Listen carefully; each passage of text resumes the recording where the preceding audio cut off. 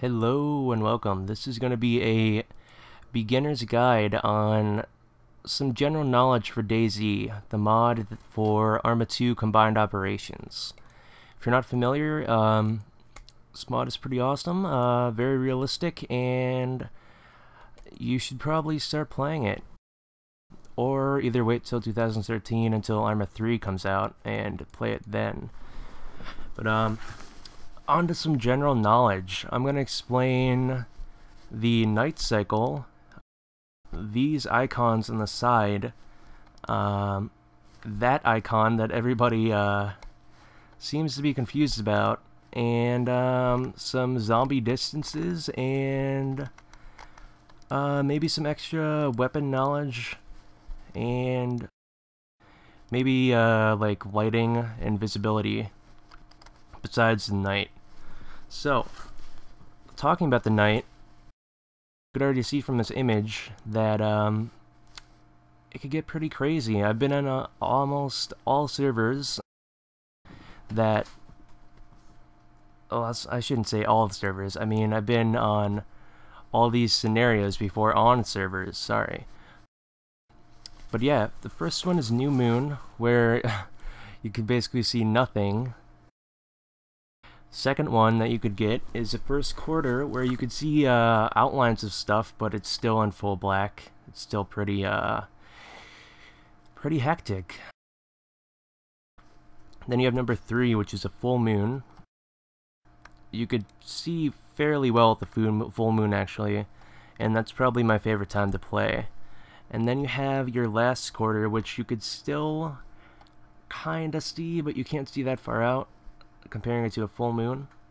But all of these cycles are rendered useless if you have night vision goggles, which is a really rare spawn that you could find in military bases. You guys could Google where to find military bases, or either at the airstrip or barracks at the airstrip and all that stuff. You guys could Google that, unless you guys want me to make another video, and I can explain that too. So night cycle, or not night cycles, day cycles, there's really nothing to explain there. Either it's raining or it's sort of dusk, sun's rising, blah blah. Basic human knowledge, I don't need to explain that. So yeah, on to these icons. I'm gonna explain all these fairly quickly, starting with your sound meter. Depending on whether you're prone, you're on one knee, or that you're standing up and sprinting, it'll all depend on the zombies around you if you're gonna aggro. The sound meter for running is very loud, and if you run in the middle of a city, you're obviously gonna aggro a shit ton of zombies. Now if you're walking, holding shift in that position, your visibility will be very big, but you're still going to be walking slow, so your sound is sort of low. If you're going to want to be doing that, you should probably be in the kneeling position. So kneeling position, you could basically run. I'm going to use this picture. Dregic, if you watch this video, thanks for the image. I found you on Google Images. So that'd be pretty random if you saw a video. But I'm going to use this image to explain distances fairly quickly. Now, I believe the only way to actually experience this is not from me talking about it, but you actually going out and, you know, having a couple deaths and experiencing the ranges yourself. So, walking or running really quick in your standing up position, you're basically going to aggro all these things if you pretend these are zombies. Walking, I'm pretty sure you won't aggro. You might aggro these guys because they might see you. You should be fine with that. In your kneeling position, if you're running, you're going to basically aggro almost all these things except for maybe this one in the back, and possibly you might not aggro this one. Depends on if they see you or not. I've had zombies at this distance in different servers, and it really just depends. It's really random. You're obviously going to aggro, if these are zombies, you would aggro these if you're running. If you're holding shift in your crouching position, you might not aggro these. You'd be very close to aggroing these, but you wouldn't aggro them. All these tents in the back, though, you probably wouldn't aggro them at all. And in your prone, you're basically not going to aggro anything. You can also hold shift in prone, and that's pretty much it. Judging from distances from the tents, pretend that this is pretend that this is me and this is a zombie, and we're comparing distances. You pretty much won't aggro the zombie from this far, but you should still be fairly longer out. Say, if this is still me, you should probably be out this far from this tent maybe, or maybe this far is okay. A little tip: some ledges on some houses and curbs might automatically make you sit up or stand up and start sprinting, which could be pretty bad. So be wary of that. If you're going over an edge, make sure you're holding shifts if you accidentally go into the running position so you don't aggro everything, and you should be fairly fine. Next one is the visibility meter. This will just show how much visibility you have, and the less blood that you have means the less visibility for you. At 12,000 is your max blood. I'm basically going to be explaining blood here. 12,000 is your max blood. The lower and lower you get, the more monotone and grayish your screen's going to get, and you won't be able to see colors that clearly. Under 3k blood, you will start passing out, and there's a way to cure that temporarily with EpiPens, but I'm going to explain that in a second. And that's pretty much it. Under 3k, to get blood back, you need to either eat food. The best food that you want to eat is either meat from animals that you could gut with a hunting knife, and you cook it with wood that you get from the forest. You need a hatchet and matches, and obviously the wood. Yeah, that's going to be the best meat to restore your blood. Or you could eat your beans, like everybody mostly does, or salmon. The most blood that you get is from the animals, though. Another way to restore your blood is from other players giving you blood transfusions. Now, this is gonna segue into me talking about hospitals really quick. You need another player to give you a blood transfusion. You can't give yourself a blood transfusion, obviously. So, if you have a friend, then make sure to stock up on blood transfusions, and you really won't need food at all, except for when you need to eat, obviously. So, more about hospitals. Hospitals are these huge gray buildings, and you'll see the little plus sign, the little hospital sign, pretty generic, in front of the building.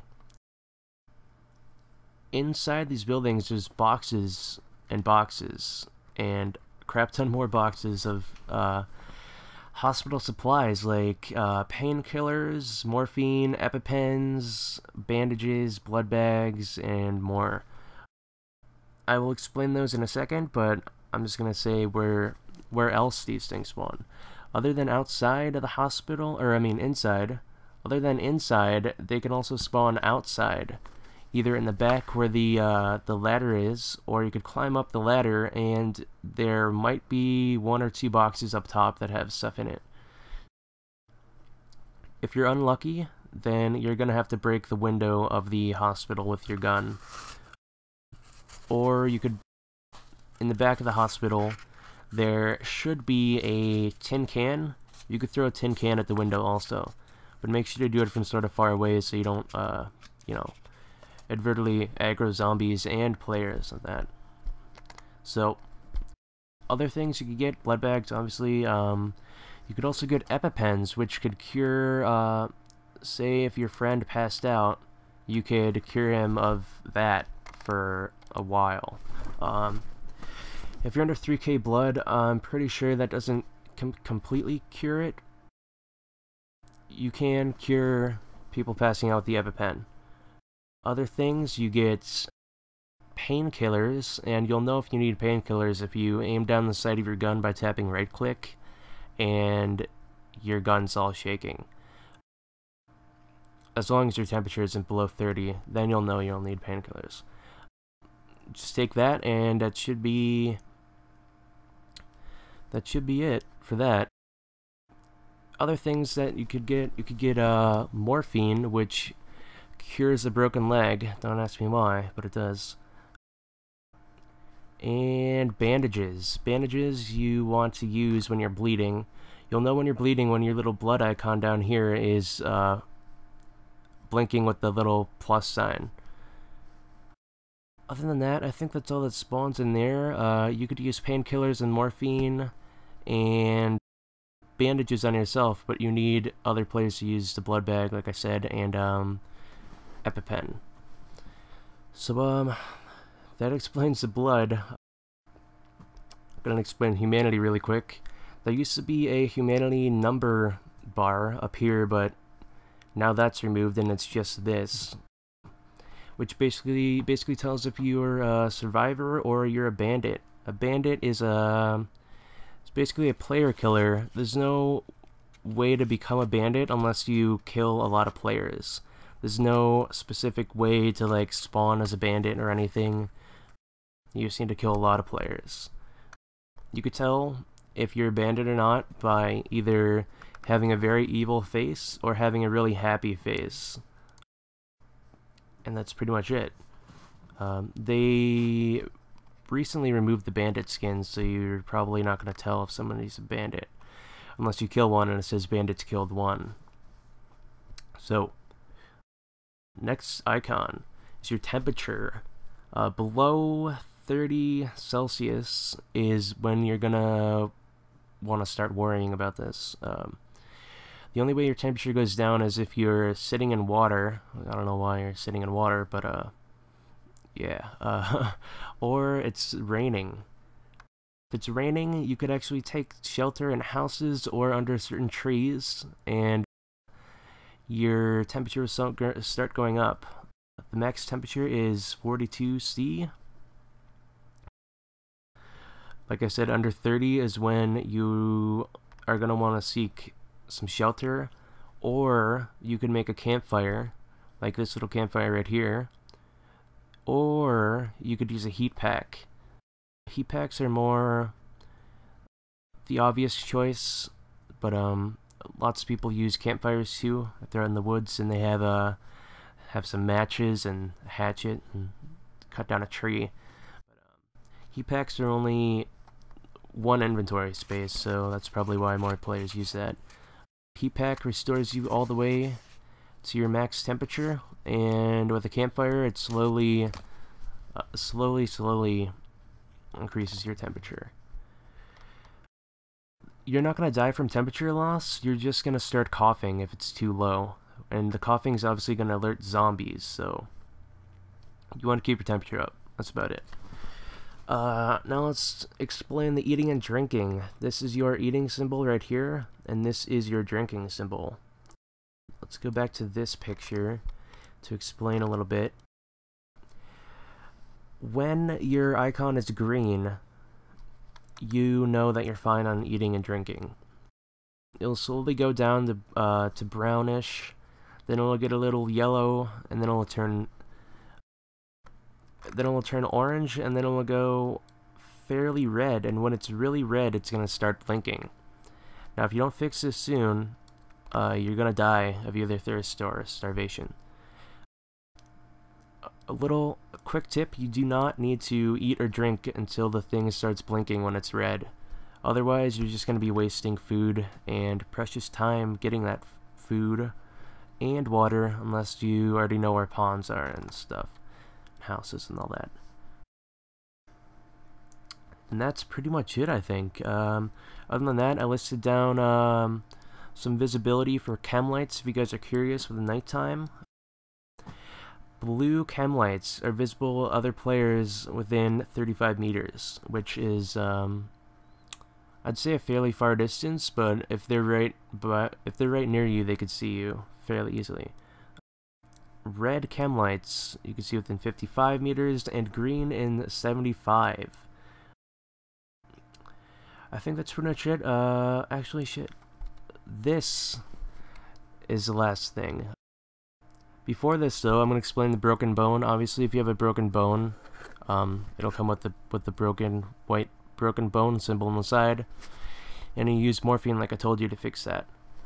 This symbol, though, represents looks like either disconnecting or you're in shock or something. With this, I didn't know what this was in the first time playing, I meant. I had to search in the forums actually to figure this out. But this little symbol is, if you disconnect when you have this symbol and you log onto a different server, that means that when you log on, it's gonna make you have a little pass out timer for 2 minutes. Now this is to fix players that you know, disconnect in the middle of a fight. It's a little timer. It should disappear pretty soon, maybe like 20 seconds after whatever fight you had, or if zombies are like chasing you and stuff. But it should be fine if you don't disconnect. If you do, though, don't worry about it. You're just gonna have to wait out the timer, and that's pretty much it, I gotta say. I'm pretty sure your friend, if you have a friend with you, and he didn't have that bar, he could cure you with an EpiPen. So, don't really worry about that too much. And, that's pretty much it. Hopefully this wasn't too boring. I know the people who listened through all this, they're probably pretty beginner, so if you guys want even more guides, then I could probably make them. Yeah, for now, that's pretty much it. I'm gonna go back to watching some League of Legends, and hopefully you guys have fun in the game. If you want more guides, just tell me in the comments, or if I missed anything, just make sure to tell other people in the comments. I will talk to you guys later. Peace out.